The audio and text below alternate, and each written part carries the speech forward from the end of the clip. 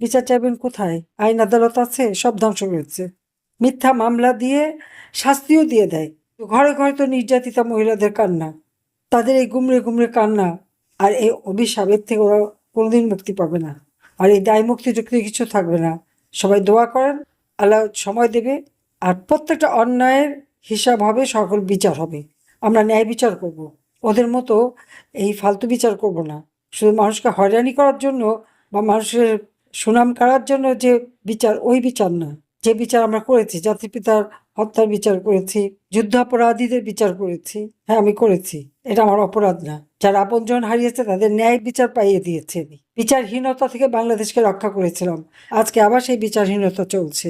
আওয়ামী লীগের অগণিত নেতাকর্মীদের ঘর বাড়ি ব্যবসাপত্র সব ধ্বংস করে দিয়েছে।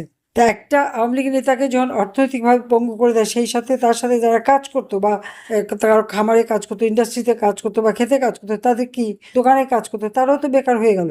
আমার সময় মাত্র 3% ছিল বেকার। কোভিডের পরে বেড়ে 5% হয়েছিল, আর এখন ঘরে ঘরে বেকার।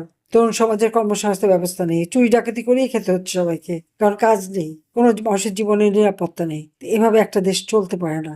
এত অত্যাচার নির্যাতন একেবারে হিসাব করে করে। আর কিভাবে বিএনপি নেতারা বলে যে আওয়ামী লীগ নাকি রাজনৈতিক দল না?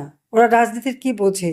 ওদের নেতা জিয়াউর রহমান তো একদিকে ক্ষমতা দখল করেছে সংবিধান লঙ্ঘন করে, আর্মি রুলস অ্যাক্ট দখল সেগুলিও ভঙ্গ করেছে, নিজেকে নিজে রাষ্ট্রপতি ঘোষণা দিয়েছে, নিজে নিজেই সব করেছে। তাই অবৈধভাবে ক্ষমতা আসা, অবৈধভাবে অর্থ উপার্জন করা, অবৈধভাবে ক্ষমতা, এটাই ওদের অভ্যাস। তারা আওয়ামী লীগ সম্পর্কে কথা বলতে লজ্জা করে না ওদের? আমাদের মহান নেতা জাতির পিতা বঙ্গবন্ধু শেখ মুজিবুর রহমানের নেতৃত্বে এই দেশ স্বাধীন হয়েছে। এই আওয়ামী লীগ সংগঠন তিনি হাতে তুলে গড়ে তুলেছিলেন। 1971 সালে মহান মুক্তিযুদ্ধে এই আওয়ামী লীগ নেতৃত্ব দিয়েছে, সরকার গঠন করেছে, যুদ্ধ পরিচালনা করেছে, বিজয় এনে দিয়েছে। আওয়ামী লীগ বাংলাদেশ স্বাধীন করেছে বলেই না মেজর জিয়া মেজর জেনারেল হতে পেরেছে। বাঙালিরা এত পদ পাচ্ছে।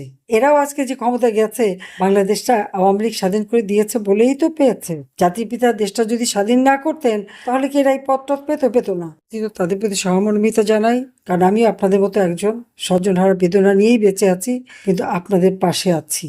আর এবারও যখন আল্লাহ বাঁচিয়ে দিয়েছেন, অবশ্যই এই অন্যায়ের প্রতিকার করব। এই কাজ, এই দায়িত্ব আমাকে আল্লাহ দিয়েছে বলেই আমি বেঁচে আছি, এবং আমি বেঁচে আছি। আমি দেশে ফিরবো এবং এই অন্যায়ের বিচার আমি করবো ইনশাল্লাহ। সেই সুযোগ আল্লাহ রাব্বুল আলামিন এবং বাংলাদেশের জনগণ দেবে।